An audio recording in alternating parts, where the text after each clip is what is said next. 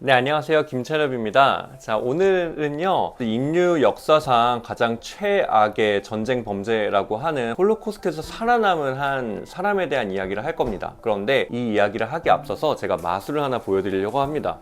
자, 지금부터 제가 카드를 이렇게 쭉 내리는 동안 원하는 곳에서 스톱이라고 말씀하시면 그 부분에 있는 카드를 좀 보여드리도록 하겠습니다. 스톱 해주세요. 네, 여기요. 자, 이 카드 보여드릴 테니까 잘 기억해 주시면 됩니다. 이겁니다. 자, 지금부터 카드를 몇 번 이런 식으로 나눈 다음에 섞을 겁니다. 그리고 제가 감각으로 이렇게 카드를 나누면 아까 스톱했던 그 카드가 맨 위에 이렇게 있습니다. 맞나요? 아니요. 큐클로버 아니에요? 아니에요. 근데 사실 제가 찾긴 찾았거든요. 이 큐클로버는 시간이 조금 지나면 이렇게 아까 선택하셨던 카드로 변하게 됩니다. 네. 자, 이 카드 마술은 마술사들이 많이 하는 카드 마술입니다. 아주 심플하고 너무나 쉽게 할 수 있는 wrong 카드, right 카드라고 하는 유명한 마술인데 굉장히 여러 가지 버전이 있어요. 제가 그 중에서도 좀 심플한 버전을 하나 보여드린 거거든요. 그런데 지금 방금 보여드린 마술이 이 이야기를 듣고 나시면 단순히 그냥 카드 마술로 보이는 게 아니라 아주 특별한 어떤 무언가로 여러분들에게 느껴지기 시작할 겁니다. 자, 그럼 지금부터 오늘의 이야기, 바로 홀로코스트에서 살아남은 한 남성의 이야기를 여러분들에게 시작해 보도록 하겠습니다. 네, 오늘 여러분들이 만나보실 이 분은 이름이 바로 워너 레이크라고 하는 분입니다. 레이크는요, 1927년에 독일 베를린에서 태어났습니다. 당시 굉장히 유복한 가정 환경에서 이제 자랐는데요.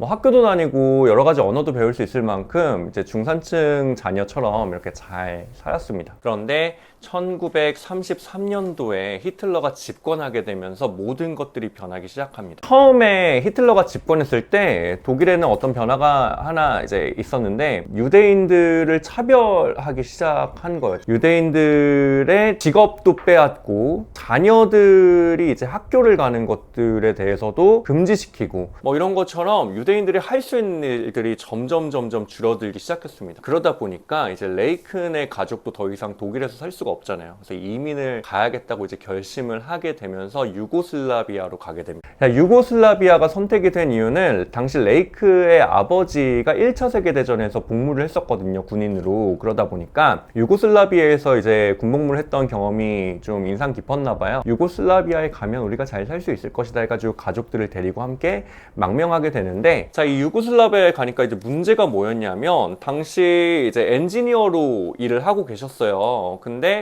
유고슬라비아는 농경 국가였어요. 일자리를 구하기가 힘들었습니다. 좀 어떻게 보면은 점점 가정의 어떤 경제적인 상황들이 계속 악화가 되기 시작하는 거죠. 근데 그럼에도 불구하고 레이크 씨는 그때가 굉장히 행복했다고 하는데, 아무튼 사랑을 많이 받았던 것 같습니다.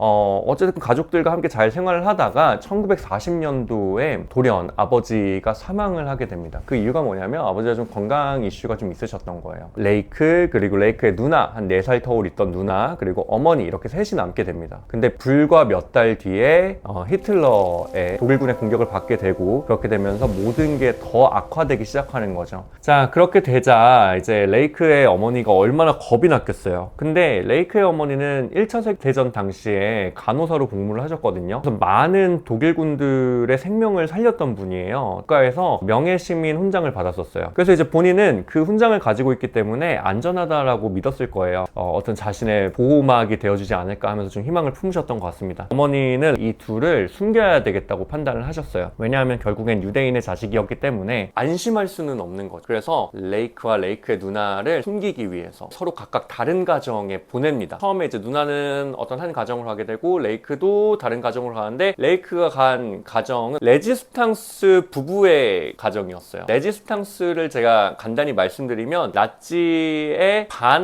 반대하는 그 집단이라고 보시면 돼요. 서로 이제 사이가 당연히 좋지 않겠죠. 어떻게 보면 좀 독립군 같은 거잖아요, 레지스탕스는. 그래서 아무튼 이제 그쪽에 보내게 되는데, 잘 생각해보면 왜 거기에 보냈을까 싶은 거예요. 레지스탕스는 독일군의 감시하에 하는 그런 집단이잖아요. 거잖아요. 그러다 보니 당연히 노출될 우려도 있고, 노출되었을 때 문제는 잡혀가거나 아니면 공격을 당할 수도 있고, 이러다 보니까 사실 좋은 선택은 아니었다고 저는 생각을 하거든요. 근데 그럼에도 불구하고 레지스탕스 부부의 이제 레이크를 보낸 이유는 당시 유대인들을 숨겨주는 곳도 많지 않았을 겁니다. 어디에다가 보내도 이미 위험해요, 기본적으로. 그렇죠? 그리고 뭐 친척들한테 보낸다고 한들 사실 안전을 보장할 수는 없잖아요. 근데 그럼에도 불구하고 레지스탕스 부부에게 보낸 이유는 일단 그들은 좀 경험이 많아요. 그렇죠? 어떤 독일군의 감시를 피할 수 있는 자기네들만의 그 네트워크도 잘 형성이 되어 있고, 유대인들을 숨겨본 경험도 있고 하다 보니까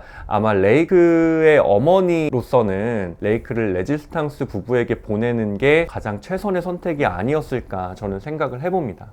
레이크도 당시에 그러한 상황을 이제 쥐덫에 치즈를 숨긴 것과 좀 비슷한 상황이었다라고 이제 웃으면서 회상을 하십니다. 자, 아무튼요, 이렇게 레이크는 레지스탕스 부부의 도움을 받아서 이제 그 안에서 숨어서 생활을 합니다. 물론 밖으로 나갈 수는 없었고 대부분의 시간을 이제 집에서 보냈는데 그들의 어떤 활동들을 좀 도와주기는 해요. 근데 뭐 사실 뭘 알고 그런 건 아니고 10대 소년이니까 아는 건 없었겠죠. 그냥 시키는 대로 했을 건데 뭐 거의 대부분의 시간을 집에서 보냅니다. 밖으로 나가면 이제 노출될 수 있으니까 가급적이면 계속해서 집에서 지내게 되는 거죠. 자, 그러다가 결국에는 비밀 경찰들에게 붙잡히게 됩니다. 레이크가 소파에 누워 있었고 갑자기 총을 이렇게 들이대기 시작하니까 얼마나 어린 손이 겁이 났겠어요. 그래서 소변이 너무 마려운 거예요. 그래서 잠시 화장실 좀 가도 되냐고 이렇게 물어보니까 가되 문을 열고 소변을 보라고 그리고 이제 총을 이렇게 겨누고 있었다고 합니다. 아무튼 뭐 그런 말도 안 되는 상황들이 이제 거기서부터 막 계속 출발이 되게 됩니다. 하필이면 레지스탕스 대원들의 공간에서 잡힌 거잖아요. 신문당하고 고문당하고 구타당하고 10대 소년이 뭘 알겠어요. 그냥 시키는 대로 했는데. 그래서 피 흘리면서 맞고 어디서 터진 거죠. 뭐 그런 어떤 오해들 때문에 이제 그렇게 출발이 되면서 감옥에서 한 몇 주간 지내요. 근데 그러다가 이제 감옥에서 우연히 창문을 통해서 봤대요. 근데 거기서 이제 어머니가 바깥으로 이렇게 걸어다니는 모습을 봤는데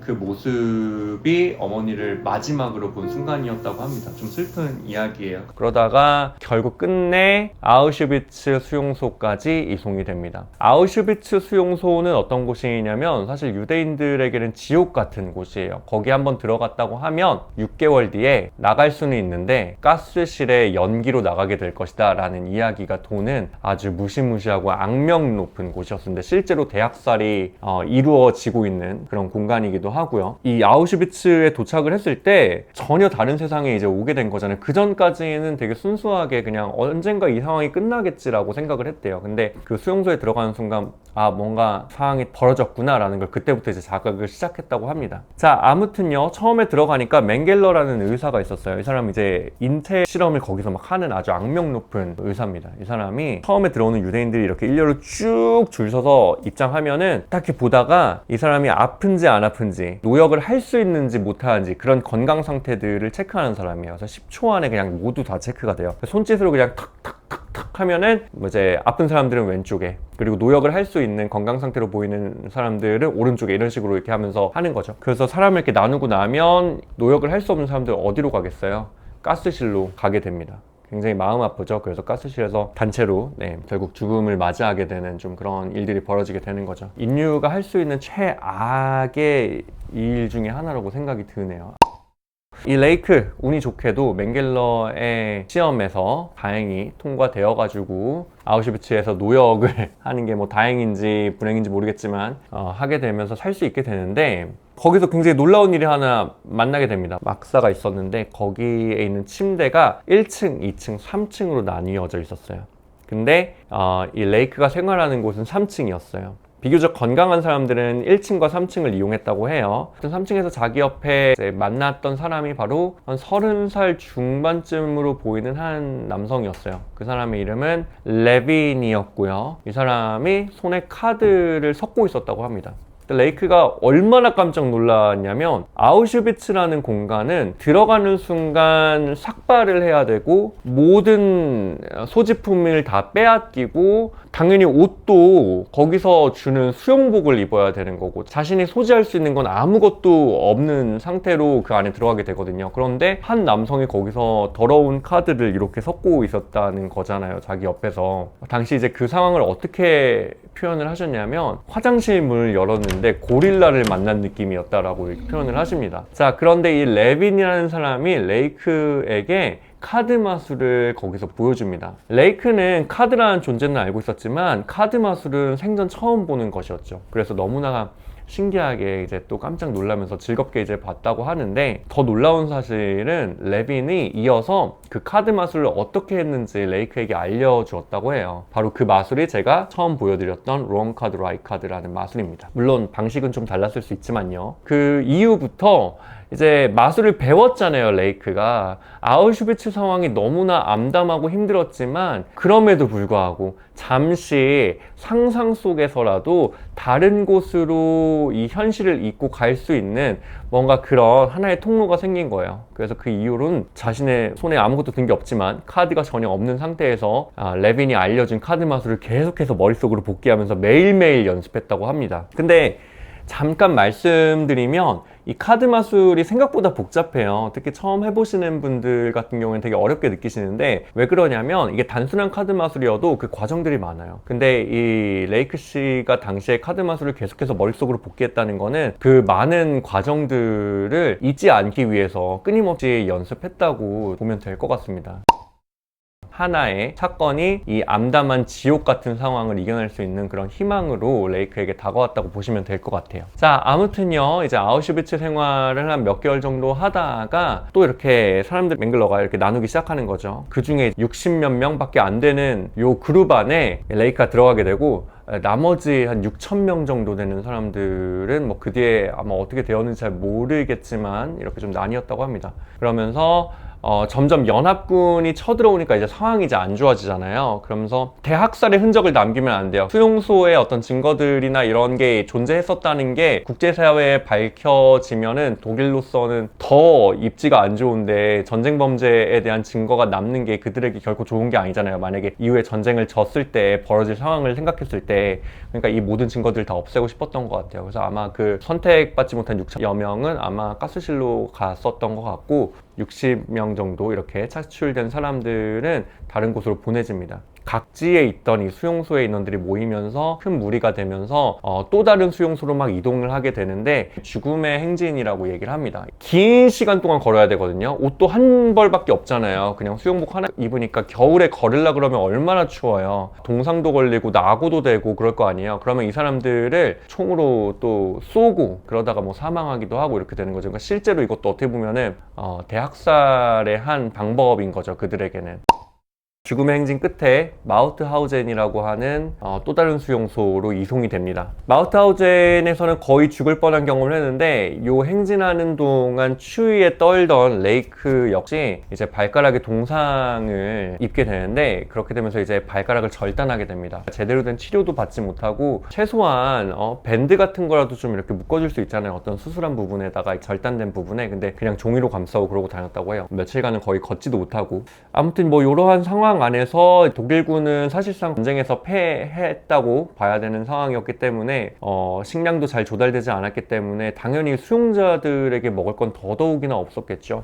그래서 이제 거의 죽을 뻔한 상황에서 다행히도 연합군들이 나치군들을 완전히 무찌르게 되면서 결국에는 끝내 수용자들을 모두 다 해방을 시켜주게 됩니다. 그렇게 되면서 레이크도 지옥 같은 홀로코스트에서 살아남는 한 명의 생존자로서 살아가게 됩니다. 자, 이후에 레이크는 영국으로 망명했다가 영국에서 미국으로 가게 되는데, 미국에서 처음에는 영어도 잘 못하고, 그리고 사실 학교도 잘 못 나왔잖아요. 그래서 배운 게 없고 이러다 보니까 단순 노무 같은 걸 통해 가지고 생계를 유지하면서 저녁에는 학교를 가서 공부를 하게 되고, 이렇게 학업과 일을 병행하면서 살아가게 됩니다. 이후에는 자신의 어떤 전문적인 직업 교육을 받고 하면서 엔지니어가 되게 되고요. 또 엔지니어로서 오랫동안 생활하면서 경제적인 안정을 찾게 되고, 또 아름다운 여성과 결혼하게 되면서 자신의 삶을 더 꾸려나가고 행복한 삶을 이어가게 됩니다. 엔지니어 생활을 하던 레이크가 처음으로 밖에 나와가지고 카드를 샀어요. 그리고 이제 그동안 내가 매일매일 머릿속으로 복귀하던 그 카드 마술 있잖아요. 그걸 실제로 해본 거예요. 근데 실제로 그게 이제 너무나 신기하게 잘 된 거죠. 친구들한테 마술도 보여주고 마술샵에 가서 또 마술도구 하나씩 이렇게 모으면서 또 보여주기도 하고 하면서 또 마술사가 되기도 합니다. 그래서 아마추어 마술사로서도 활동을 하게 되는데 뭐 병원에 가가지고 환자들에게 마술을 보여주기도 한다거나 이런 것처럼 마술사로서도 아주 멋지게 사회에 공헌을 했다고 생각을 합니다. 자, 그런데 놀라운 사실을 하나 이 레이크가 알게 되는데, 뉴욕타임즈를 읽다가 한 마술사의 부고 소식을 알게 됩니다. 이름은 니벨리였어요. The Great 니벨리. 근데 이 니벨리라는 사람의 부고 소식과 함께 사진이 하나가 있었는데, 바로 팔에 문신이 있었던 거예요. 수용자들 수용번호 있잖아요. 그 번호가 거기에 있었던 거죠. 근데 이 번호가 익숙한 거예요, 레이크한테는. 이거 어디서 많이 본 수용자 번호인데, 생각을 해보니까 3층에서 만났던 그 마술사 레빈의 번호와 정확히 일치가 됐던 거죠. 레빈. 잘 생각해보면 니벨리라는 이름 있잖아요. 요 니벨리가 뒤에 리를 제외하고 그냥 니벨 있죠. 요를 뒤집어서 스펠링을 보면은 레빈이에요. 바로 그 수용소에서 아우슈비츠에서 만났던 그 마술사의 이름이 레빈이었고, 자신이 뉴욕타임즈에서 읽었던 니벨리가 바로 레빈이었다는 사실을 레이크가 알게 되는 거죠. 둘은 사실상 30분 거리밖에 되지 않는 곳에 서로 생활하고 있었는데 실제로 이제 만남으로 이루어지지는 못했다고 합니다. 그런데 잘 생각해보면 이 니벨리라는 사람, 바로 레빈, 어찌 보면 아우슈비츠에서 공포에 떨고 두려워하는 이 소년을 위해서 마술을 보여주고, 그리고 또 마술을 알려주기까지 했잖아요. 보통 마술사들은 마술의 비밀을 알려주지 않아요. 근데 비밀을 알려줬다는 건 아마도 두렵고 무서워하는 레이크에게 레빈이 준 희망이라는 선물이 아니었을까 저는 생각을 해보게 됩니다. 네, 그래서 오늘 이야기는 바로 이렇게 홀로코스트에서 살아남은 레이크의 놀라운 이야기를 제가 여러분들에게 말씀드렸습니다. 마술이 작은 희망이 되어서 그에게 지옥 같았던 이 아우슈비츠 생활을 잠시나마 잊을 수 있게 해준 아주 놀라운 선물과 같은 것이었고, 이후에 레이크가 마술을 통해서 많은 사람들에게 행복을 주고 웃음을 선물해줬잖아요. 굉장히 마술이 만들어준 멋진 이야기가 아니었을까 생각이 듭니다. 여러분도 오늘 제 이야기가 재밌고 즐거우셨다면 여러분들의 좋아요, 구독, 댓글, 알림 설정 굉장히 큰 힘이 되니까 많은 응원 부탁드리겠습니다. 감사합니다.